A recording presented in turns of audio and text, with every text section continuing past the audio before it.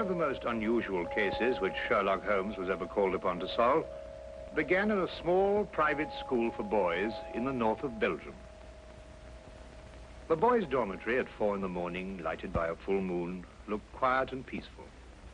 It would have been difficult to imagine that here began a train of events which filled 4 graves before it was stopped.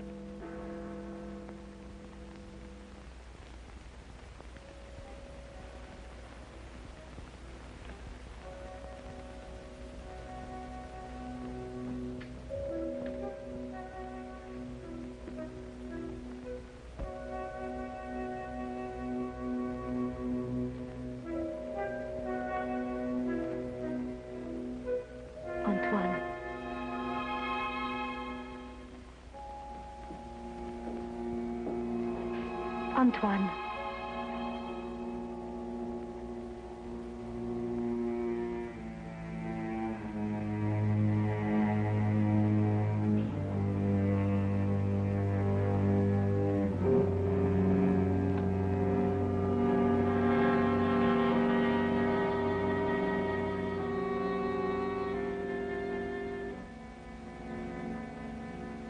He has gone out. Didn't you try to stop him? I called his name. Either he did not hear or pretended not to. I was afraid to startle him.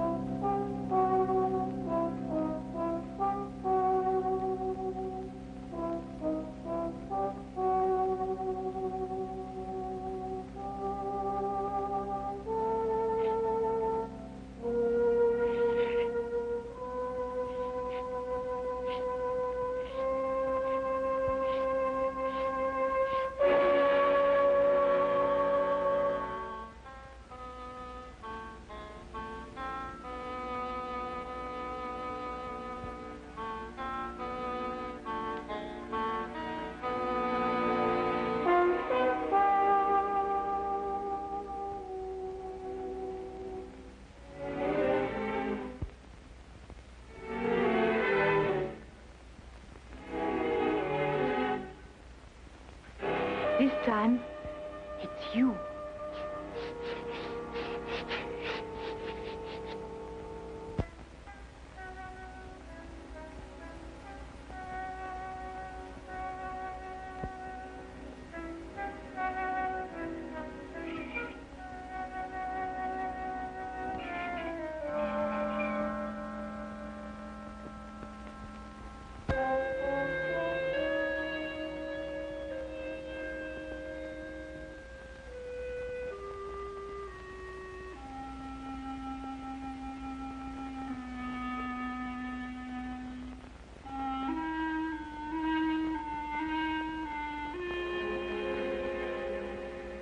Monsieur Caron, is there nothing wrong?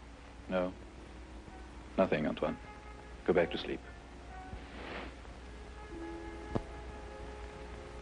What are you going to do? The police? It will be the end of my career. Should have to close the school. Send the boy away? Would that stop it? I suppose not. It's horrible. 3 deaths in 3 months. Each one foretold by the writing on the church steps. I still think the police... No. But your own life. I've never felt in better health. And if I'm careful to keep out of drafts and avoid falling downstairs. How can you joke at a time like this? There's a man in London He's solved cases even more hopeless than this. Sherlock Holmes? You thought of him? Let me write to him. And ask him to do what? To come here, investigate. Find out who is responsible for those deaths and how a schoolboy can tell in advance who is next to die. And have the school invaded? Our teachers questioned? Our boys terrorized? I'll do my own investigating, Mademoiselle Grande. In my own way.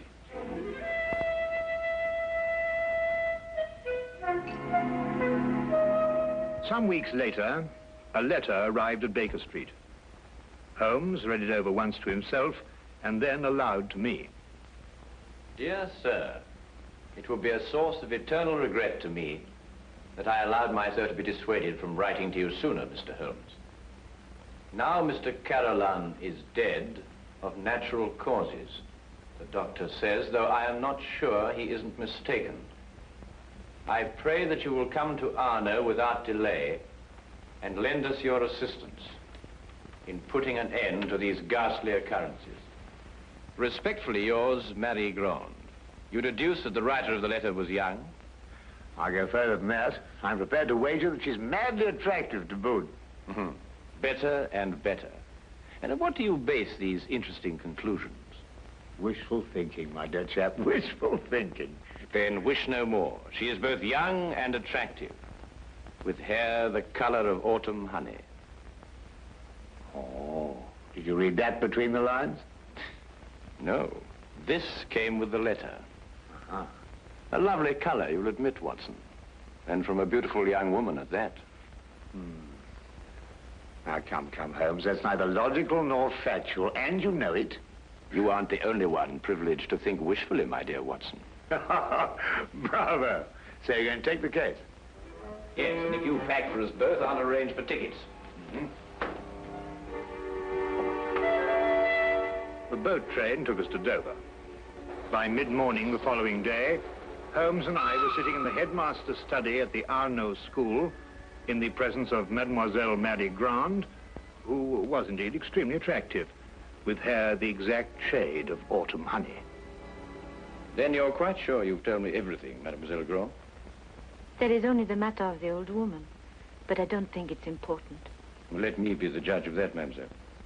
Her name is Madame Soulet. She's a harmless, feeble-minded woman who sells charms and love philters for the ignorant. Some have called her a witch. I see. And what is her part in this affair? She admits she went to see those whose names were written on the church steps and offered to sell them some charms against the evil omen. That's most interesting. Did any of the other victims purchase these charms? I can only speak for Monsieur Carolin. He did not. And what about the others? Were they persons of wealth? No. Two were quite poor. The third one moderately well off. We have no really wealthy people here in Arno, Mr. Holmes. Except, of course, the Count de Passevant. You know the Count? No, indeed. I only happened to pass a carriage on the way boasting his coat of arms. However, I should like to have a word with this Madame Soulet, if that can be arranged. You have only to go to her house. It's on the edge of town, on the North Road.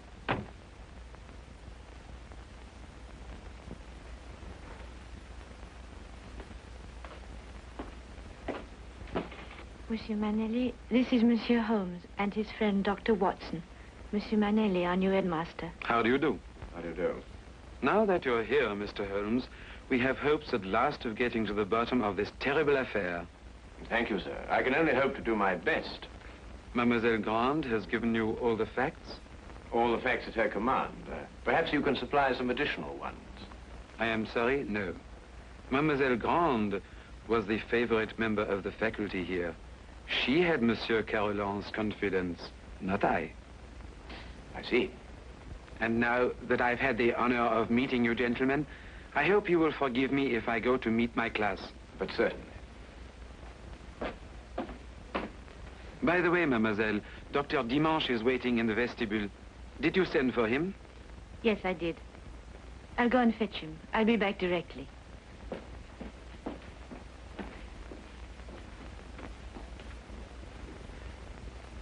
But the boy, Holmes, the boy, you hadn't asked to see the boy. The boy can wait, Watson. Yes, but why? Surely he's the most significant part of it. No. Because he did the writing on the church steps. Why, yes. Well, I suppose in that case you'd say that the chalk also had significance. No, that was just an instrument. Precisely, my dear Watson. Precisely.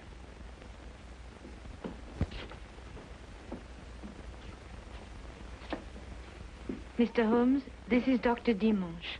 Mr. Holmes and Dr. Watson. Delighted. How do you do, Doctor? Always happy to meet a colleague. Thank you, so am I. I hope I haven't kept you waiting. I came as soon as I got Mademoiselle's message. Won't you sit down? Thank you. Mademoiselle Grant tells me that you're the physician who attended Monsieur Carolan shortly before he died. Yes. My last examination of him gave me no hint of what was coming. I see. And yet you're positive he died of natural causes. There's no doubt about it. I believe 3 other persons died recently in Arno, shortly after their names appeared on the church steps. Did you attend them also? Arno is a small town. I'm fortunate or unfortunate enough to be the only doctor here. Previous to your present fortune, or misfortune, you practiced in Paris, I understand. I see Mademoiselle Grant has briefed you well. I told nothing of your past, Doctor. Then how do you know? Well, you dress with the flair of a Parisian. And if you've been living here any length of time, I should imagine you would have acquired a more homespun costume. I might have ordered these from Paris. On the income of a country physician. What do you think, Dr. Watson? Hardly likely, Holmes. Capital, Mr. Holmes. Your powers of deduction have not been overrated. But you didn't ask me here to discuss my clothes or my income. How can I help you? Dr. Dimanche, of what exactly did Monsieur Carolan die? Heart failure. Were you carried out a post-mortem? There's no need. The signs were obvious. I see. And you saw nothing suspicious, either in the case of Monsieur Carolan or of the other victims? Not one thing, Mr. Holmes. That's interesting. Perhaps you'd care to put forward a theory of your own as to the connection between the prophecies and the deaths. I have no theory. The explanation lies either in the most extraordinary combination of coincidences or in some sort of provision on the part of the boy, Antoine. Do you believe in prevision or telepathy? Years ago, my professor at Salpêtrière did suggest there might be something in it. For myself, I don't know. I neither affirm nor deny. Then I believe you can tell me nothing more for the present, Dr. Dimanche. Don't hesitate to call on me again. No, I must go back to my surgery. I may have a patient waiting. You never can tell. I'll be here early tomorrow afternoon for the monthly examination, mademoiselle.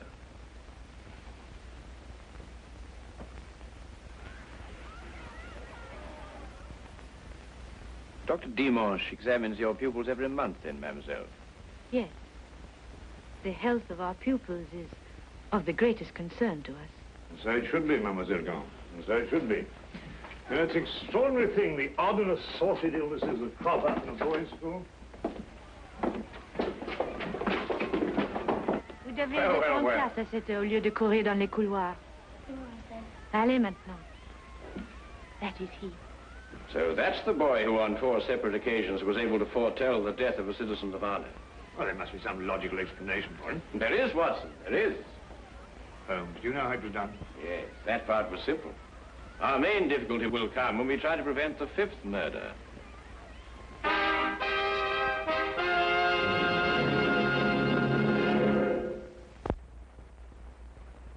Turn to the case of the deadly prophecy.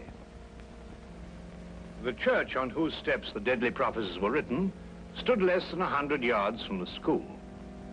I had supposed that Holmes, with his usual attention to detail, would want to examine it thoroughly, but once again he surprised me. He did not stop. And I had a fair guess that perhaps he wanted to have a little talk with a certain Madame Soulet.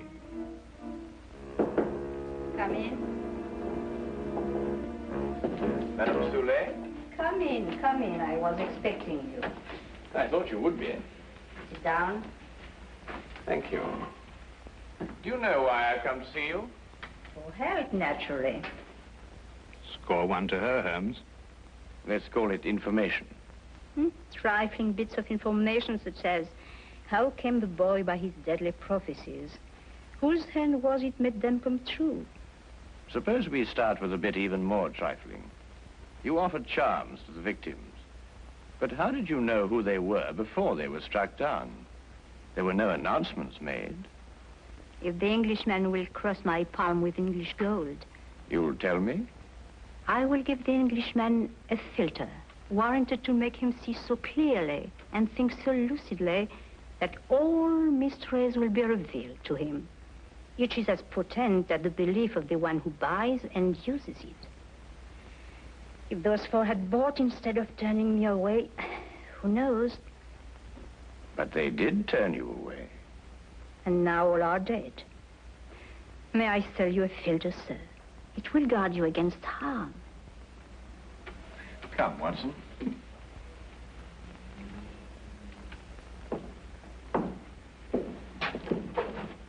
Good day, Madame Soulet. You are a wise man. You say little and listen well. Good day to you, sir.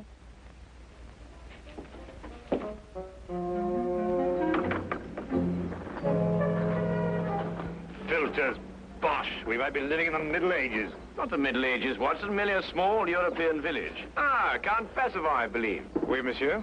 How do you know? I saw you in your carriage, sir.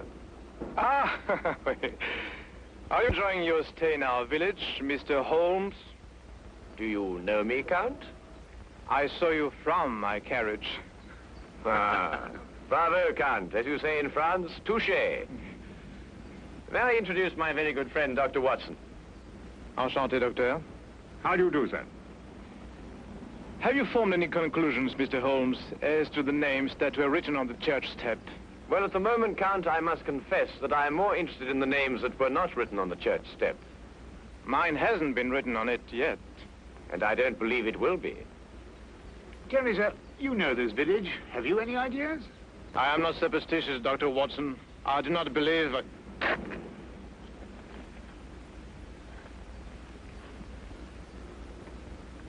You're not superstitious, Count? Madame Soulet's filter, at least, can do no harm. Good day, monsieur. Good day.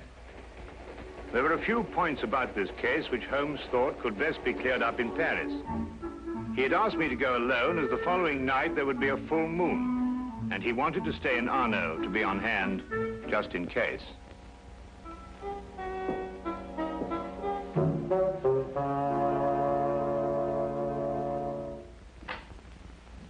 What is it? What's happened? Nothing at all, Antoine. You were walking in your sleep. Now, be a good boy and get back to bed. I can't. There's something I must do. Not tonight. Not tonight, Antoine. Yes, sir.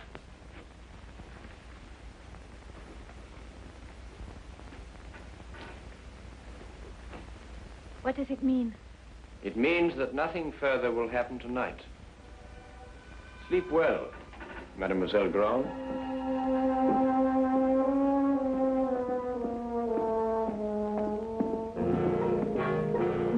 The carriage came to fetch me at the station. Later, I found Holmes at the school. Well, you may go back to your class now, Antoine. Well, Watson, did you have a successful trip? Yes, you were right. Good. Mr. Holmes, was the boy able to tell you anything? No, but his silence was eloquent. Oh, by the way, I should like to have the use of the headmaster's study for a little gathering shortly before midnight. You'll name the murderer? No, he will name himself.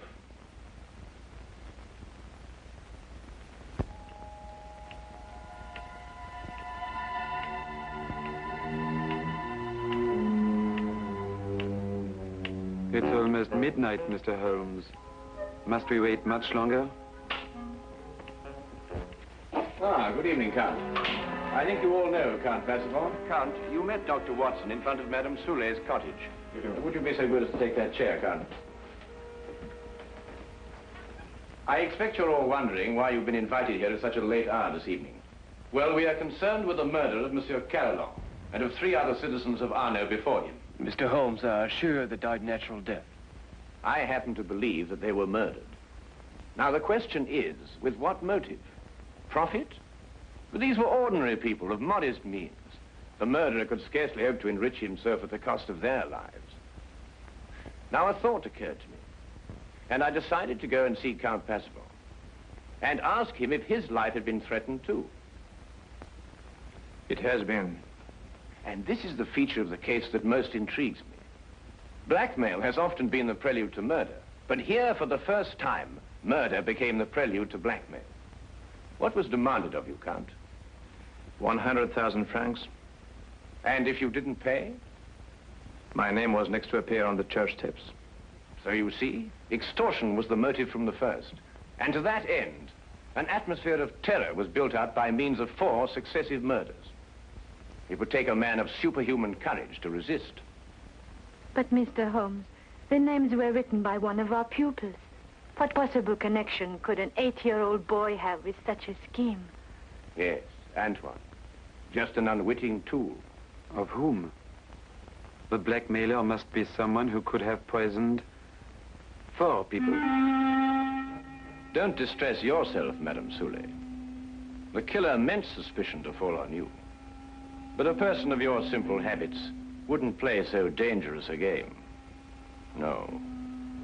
There is a suspect close at hand, who not only had an expert knowledge of poisons, but to whom the boy has been far more accessible.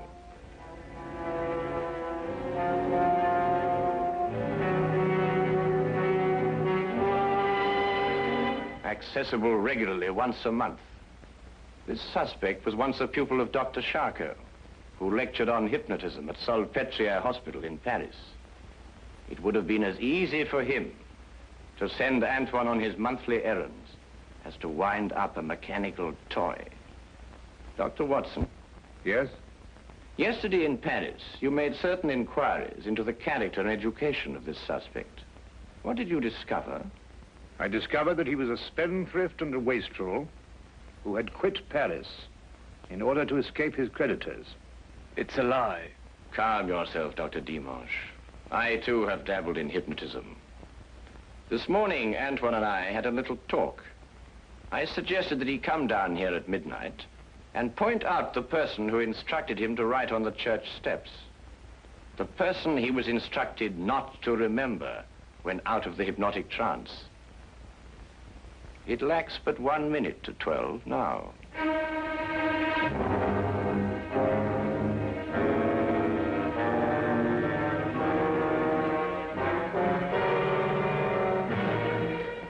Stay where you are, all of you. Don't be a fool, Doctor. When I visited your office this afternoon to look over your stock of drugs, I took the very ordinary precaution of emptying the cartridges from your gun.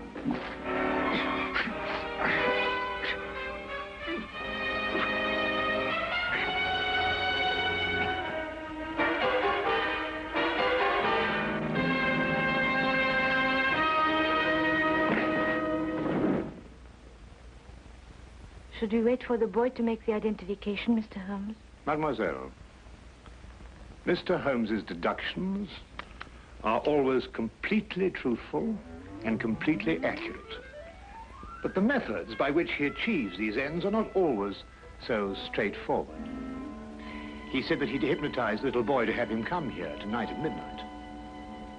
How did you know it was a bluff? You also said that the gun was unloaded. Oh,